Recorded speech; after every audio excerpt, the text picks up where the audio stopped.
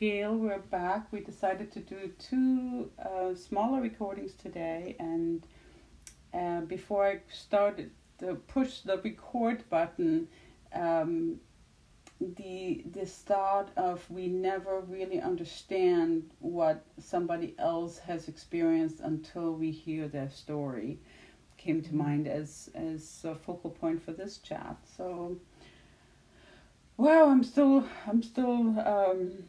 so touched by what you had shared about your childhood experience, and where yesterday in our choir meeting, speaking about the senses that we have available to communicate. We're still all masked, just to keep singers safe, and so the communication from the conductor to the singers and the pianist are through hand movements and eye movements, and yes, there are verbal instructions too, but most of it is the communication we've taken for granted in the past are just not there. And then during our break, I had an opportunity to chat with a fellow singers, and again, all masked. So have become so aware of how eye contact has become such an essential. It was always important to me, but it's become even more important because eyes tell their own story. And sometimes people do not have the words to share what happens within them, particularly when faced with unusual, unprecedented situations. And to be able to just to connect through the eyes and say, I'm here, I see you, I hear you, even if you don't utter one syllable. Oh my goodness, absolutely. Yeah. And with your childhood experience, having such an appreciation for eyesight and being able to take in the world with our visual senses, I would imagine. Yes, yeah. What was just coming to mind when you were saying that eye communication, and there's a, when you're sitting at the dining table with your family and you get the giggles. Mm-hmm. It only took one eye movement to shut that down. You knew that if that didn't work, there was not going to be a lot of fun after. Yeah. Or you can bring light to someone's eyes when you walk past somebody in the grocery store, and you can see a possibility of struggle, yes, uncertainty, and just say, hey, how you doing? Yeah. Really look them in the eye and say, I see you. Yes. The light shines bright when you can connect with someone like that. Absolutely. So, first of all, I want to say I'm glad you didn't lose your giggles. They're fun to hear. Yes. We need our giggles. And yes, I had heard in a YouTube I listened to yesterday that acknowledged there seems to be more of a sense of reaching out among people to connect at the moment. And I certainly experienced that last night in my own little world. This, people you normally just kind of wave to and walk by, suddenly stop and you start a conversation you hadn't planned on. And to be present for those impromptu moments, how meaningful they are. And in a society where we traditionally have placed a lot of value on rushing through the day, where this experience over the last 2 years has I hear the words, changed our stride. It has changed our stride, where we have the opportunity now to, through outer influences, to navigate differently through the world. I still notice when I take a walk through the neighborhood, if there are two people coming toward me on the sidewalk, I usually step out into the road. It's not a very busy neighborhood road, so it's safe to do. But it's still this sense of giving each other space, yet being close enough to exchange words if you so choose, and a whole new sense of giving space while inviting connection in a way we might not have done before. Yes. Yeah. I think that we have been, as humans, we find ways to fill needs. And I think now that things are starting to open up and people are making more connection of seeing faces and things. I still live behind the mask. Yeah. But seeing other people's expressions and experiencing a freedom, and I don't think that it was that we had taken our freedom away as we masked, but I feel that there's a sense of, I can really let you see me now. Yeah. And for the first time since COVID, I don't know, what was that, 2019, I shook my client's hand today. Wow. I haven't touched anyone in 2 years. Wow. And it was a big step for me. Yeah. But it was a connection that was missed. I can say that. It was missed. Yes. So being so tactile with my heart, that's how I communicate with people. I'll touch their hands or touch their arm as you connect with them. But that's been missing. So it's an interesting step into our way we need, I guess, is how I would put it. It's interesting as I'm listening to you, this picture of what you mentioned, the story from your childhood that you mentioned, the first segment that we recorded about frying potatoes in a pan and the oil splattering, hurting your eyes. The answer to having dealt with such a challenge is not to never eat again. And the answer to COVID is not to never connect with others again. You had pointed out the realness of skin hunger, and I think we have really been invited to take stock of what is really essential to us as human beings. And you had mentioned, this awful study on what it takes for infants to have a full thriving life, and it's not just true for infants, it's true for all of humanity. I believe that we need to not just have food and shelter, but the human contact, the connection to another living being, and for some people it's a loved, a beloved pet.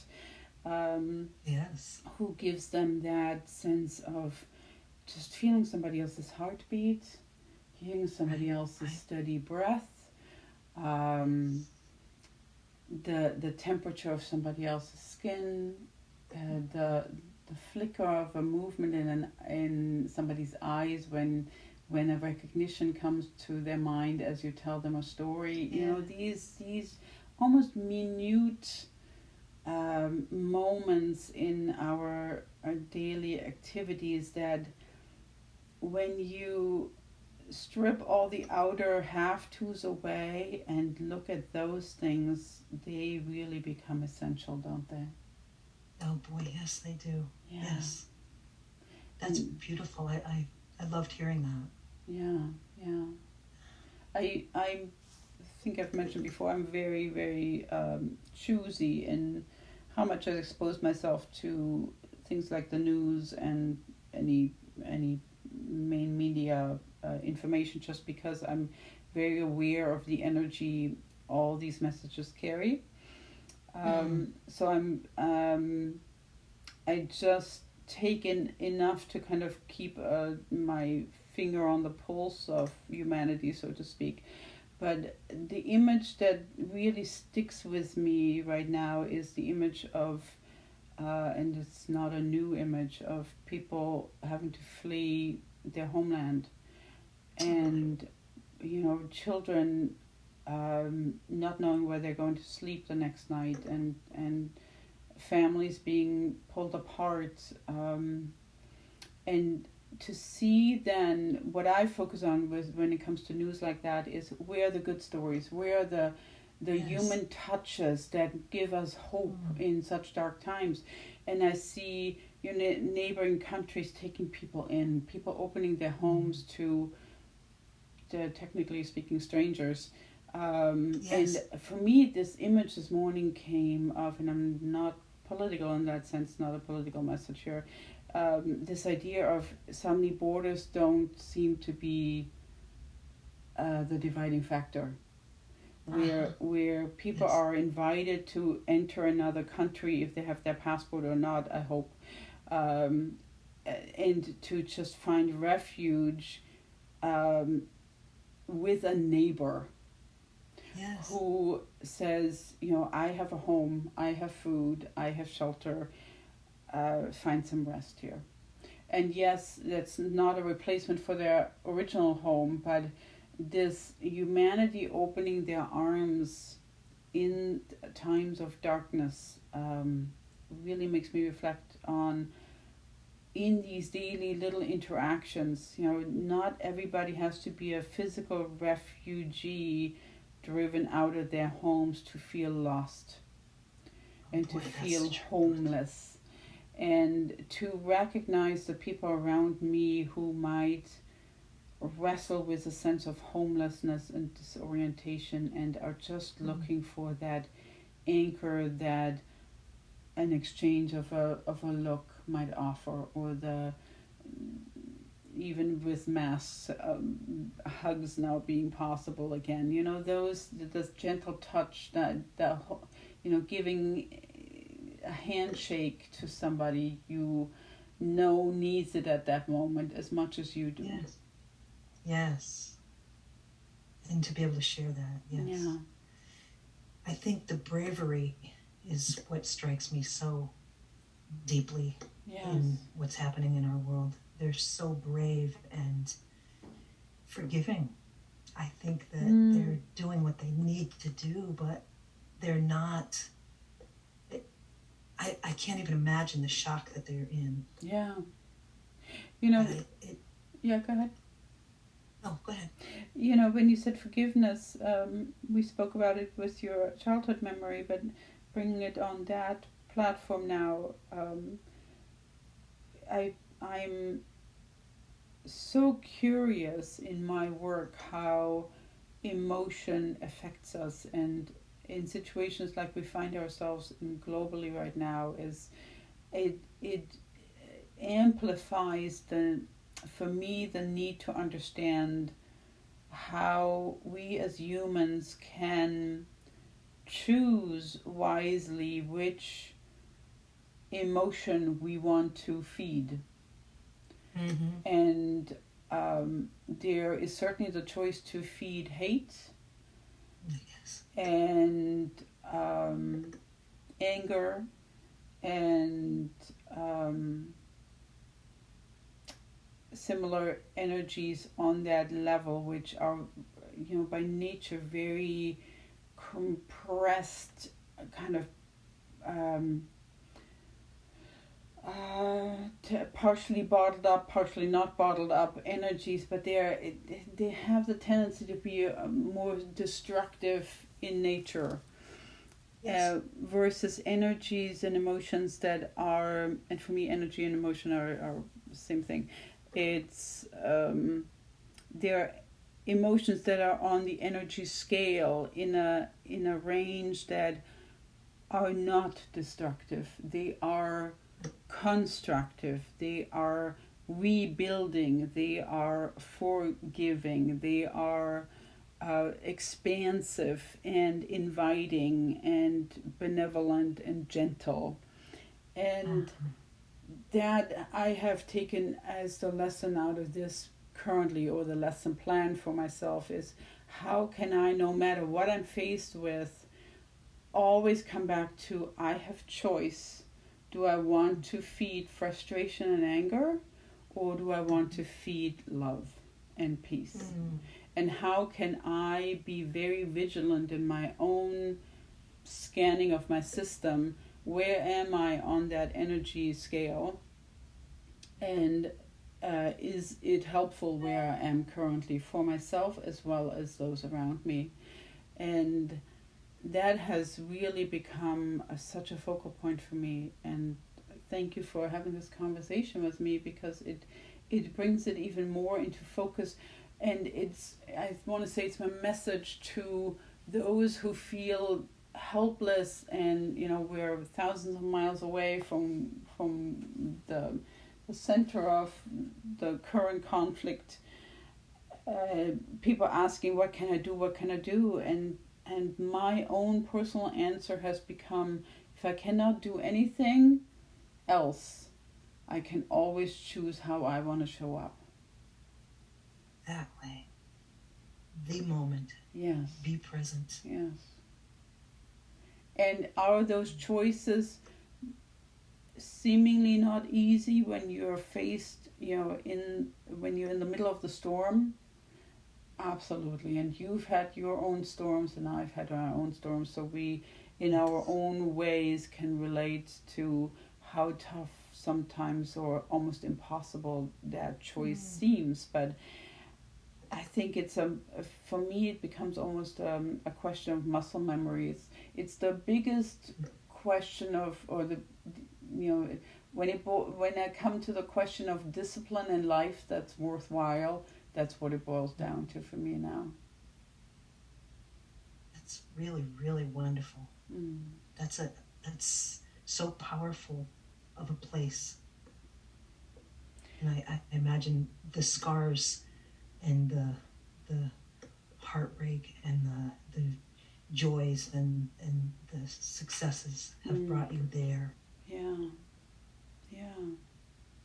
I think once we've explored the full scale of emotion, then we have full choice. It's not a fun exploration at times, but it certainly is education. And my mother always says, you cannot transfer experience, you have to experience. And so for me, wisdom is something that comes through experience. And not that I wish anything bad on anyone, including myself. The trials and tribulations have brought me to where I am now, and in that way I am grateful. And I'm especially grateful that I'm finding myself currently not in trials and tribulations personally. But a big part, I believe, why I'm not finding myself in that personally is because I'm very, very particular now on where I place my energy. Yes. And you watch what you put into your mind and into your heart. Yes. And what you bring out of all of that. Yeah. Yes. Boy, that's... Thank you. Thank you. Such profound exploration. Yes.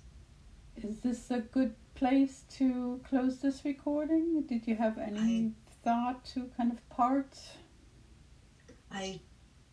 The only thing that I would say is that my wish is for people who hear this understand that they're okay. Yeah. That they're not alone. Yes. Thank you. And that they're capable. Yes. Yes. They're braver than they think. Yes. Stronger than they believe. Gail, beautiful parting words, and thank you from the bottom of my heart for these moments. Yeah, they're very, very special to me, and my heart thanks you. Yes. In this With this thought, I will close the recording now.